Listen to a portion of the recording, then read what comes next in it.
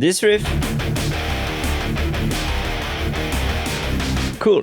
The mix. Let's fix it. These ideas are from a video called Let's Make a Beat in 15 Minutes, which was, well, 15 minutes long. I did that video back when I started this YouTube channel, and while the ideas are great, the production definitely needs a bit of work. I took some notes about what I wanted to change in the mix, and by opening the session I also noticed that I did record some new ideas in there, and also that I don't have this amp sim anymore, so let's start by getting a new guitar tone. If we check the original video, we can see that I used the EVH 5150 rhythm channel. So let's load archetype gojira. I have a starter preset that could work, so rhythm channel. I think I used the stock cab. Okay, let's start with that.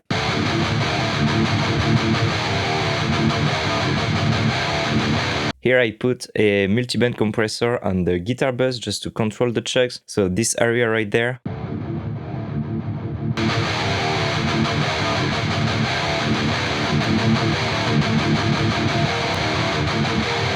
A bit more of EQ on the guitar, just cutting some low end and some high end I don't need, and cutting some frequencies that I don't like in this guitar tone.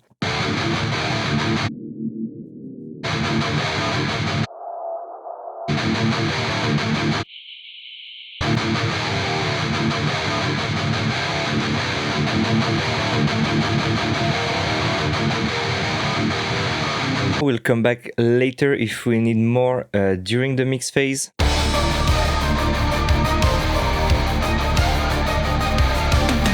My comments right there were regarding the old tones, so I'm not sure if they make sense anymore. So I'm going to concentrate on the drum, which I thought lacked some weight, punch and some depth, and they were too much in the back of the mix. I don't mind that the drums are sampled vintage instruments, but I think they could benefit from a bit of processing just to slap a bit more. Let's get rid of all the processing on the mix bus. I've set some compression to add a bit more attack to the kick. Also cutted some frequencies with EQ and put some saturation just to give it a bit of boost. So before it sounds like that, and with it sounds like that. The snare sucks. Let's try to do the same processing we did with the kick.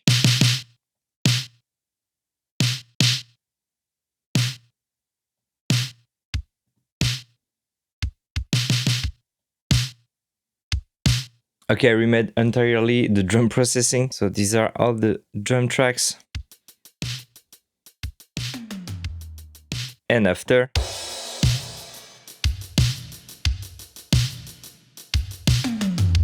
Basically, I added some compression, EQ, saturation, and clipping to the kick and snare. I also put the toms in their own bus, so it's easier to process, and did the same thing with the cymbals, which I put in like a overhead type of bus. I also created a drum room just to add a bit more depth to the drum. Sounds like that.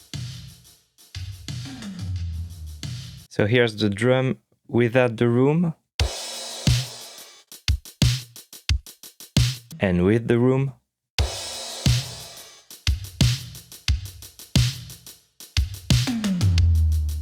I also kept the reverb that was on the cymbals and on the snare.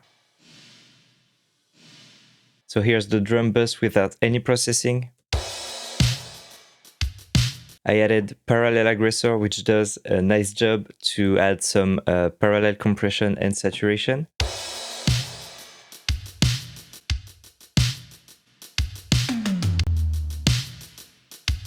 I also added a bit of EQ.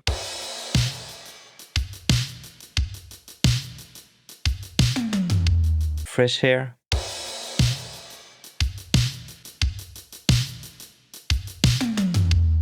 Just a bit more power. And I also added JST Maximizer, which is kind of a bit of a Swiss tool right there. I added a bit of excitement, some bass enhancement, and also clipped the drums just a bit.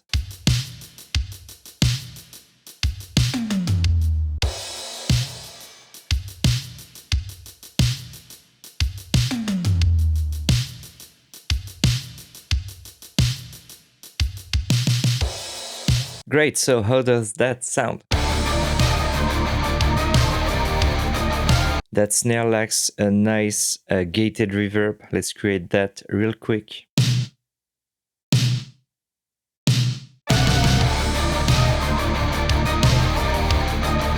Let's compress that. So without the gated reverb and with. And finally, on the drum bus, I added some saturation with JST Heat, which allowed me to saturate separately different bands. So let me bypass the plugin on and off so you can hear what it does.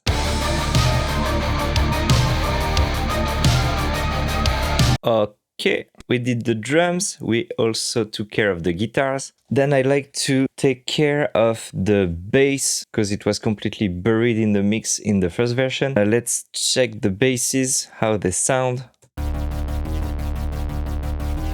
As you can see, we have 3 tracks. One was for the Riff synth,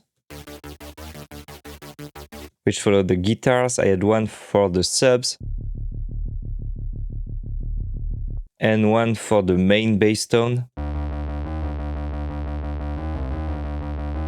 I think the Riff synth should be out of that bus, and we're going to check this one with the guitars a bit later, but I really have to redo the bass sound. It is... Yeah, no. I know the goal of the original video was to make a track using only this synthesizer, but honestly, I don't feel like I can really do something with the bass tone I did in the past, and the controls are too jittery for now for me to do anything with them, so I'm just gonna switch to another plugin. I often use Monarch, but it's nice, it sounds good. For me, this preset is like the go-to, and I just change the settings from there.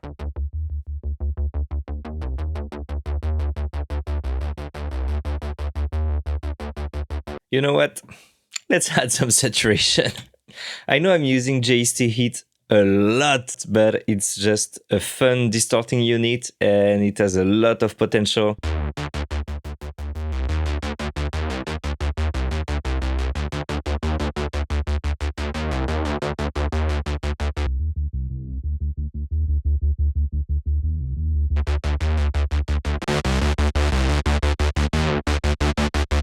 Well, that's a fat synth, so here is it by itself. With saturation. Let's check the sub, because I think I'm using it at the beginning for a kind of intro thing. It's kind of okay by itself, but does it mix well with the bass we made?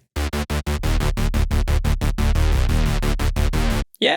Let's control the dynamic with a bit of limiting.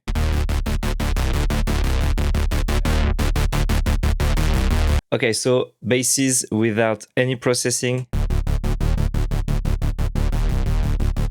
And with the processing.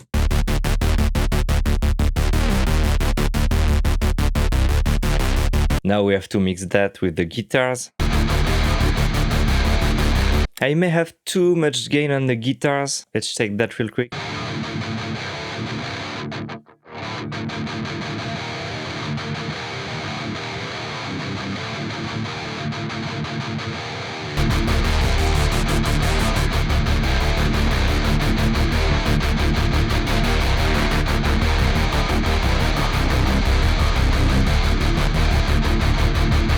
Guitar bass drums now sounds like that. I just put track spacer on the bass just to carve some space for the kick.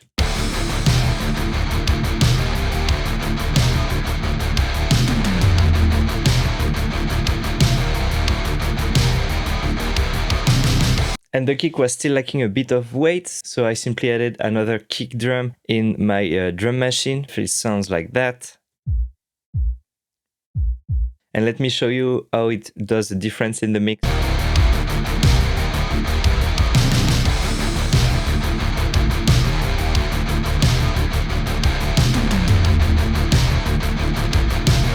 Great, we redid a bit of the drum and did the bass. Where bass? No, it's here. Boom. I noted that the riff on the synth on the side is not tight enough. Okay, this one is supposed to go with the guitars.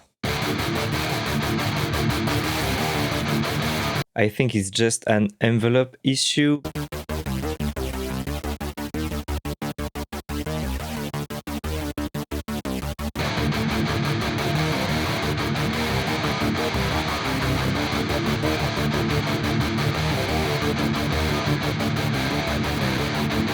Simple processing for this one, a bit of EQ so it goes well with the guitars. Then I put a compressor in dual mono mode because the synth has some dynamic on the stereo spectrum that was a bit all over the place. And also use track spacer, sidechaining it with the guitars, just to be sure that the guitars are on top of that synth.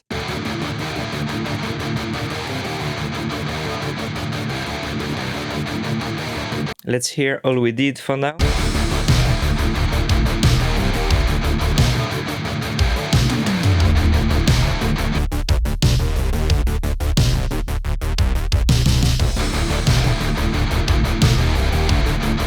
We can check that. Boom. EQ, synth lead, general balance. Alright, let's hear that in the context of the mix.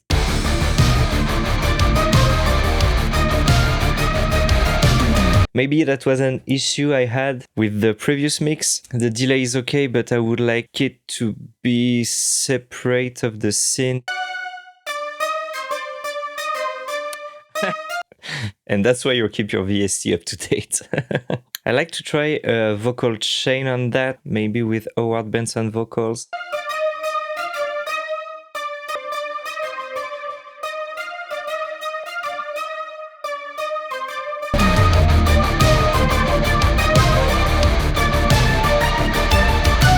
This is okay, but I want to EQ that a bit more.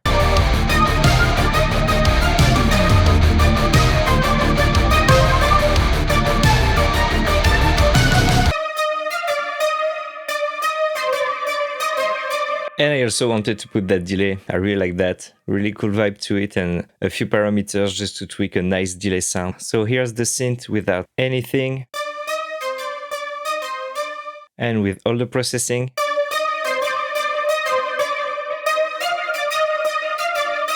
Here where we are right now with the mix.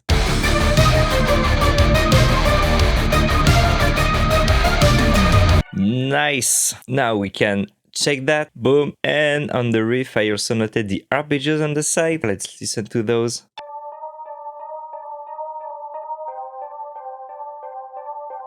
Let's try to control the dynamic and add a bit of saturation. There is a resonating frequency right there. Maybe they don't need to be that large on a stereo.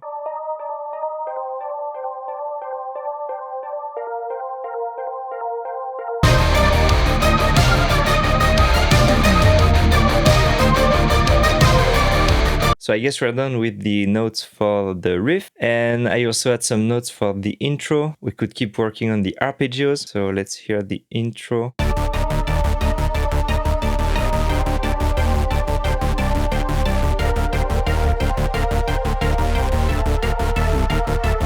Maybe we could try to automate the low cut.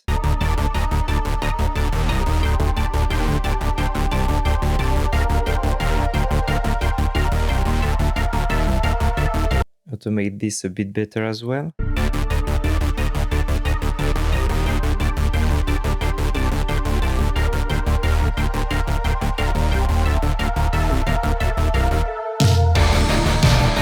That is done. The sub should be more present. I think it's okay now since we took care of it before. Maybe it could be like a bit farther away. Let's put some reverb. Okay, let's automate that.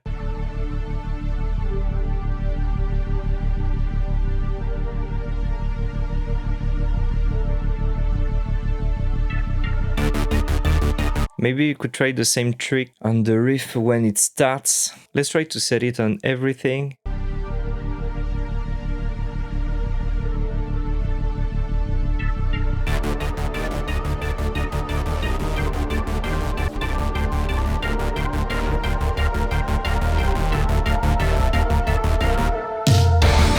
Okay, okay, we're getting somewhere. Sub should be more present. Boom, done. Synth pads like movements and depth. Let's hear those pads. We didn't work on them at all since we started.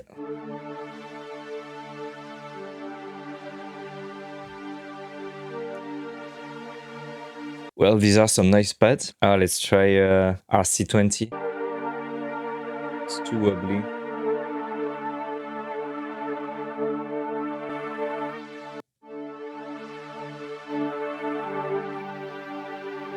That's good for me for now. Let me show you real quick what I did off screen. I added some sound effects right here just to add some transitions for the beginning of the riff, so it sounds like that.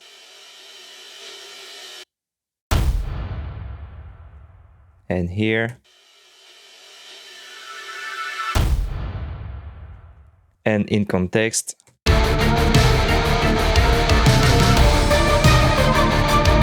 And I also have to address that I have some edgy pads with a Z right there.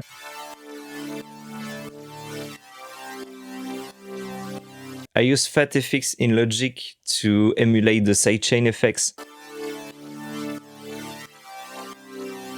Let's try to mix that with the rest.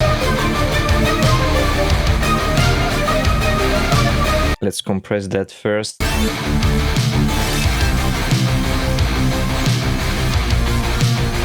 Oh yeah, and there are also some other cool riffs after that.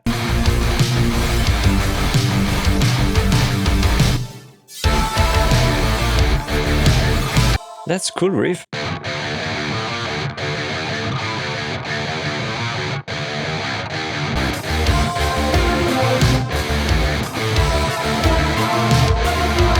Well, I really didn't expect those parts, but they are quite fun. That could turn into a cool song. Well, I think that's already a lot of work on that production and that mix. Let me set the mastering chain on what we did today and listen back to a clip of the first version of the riff.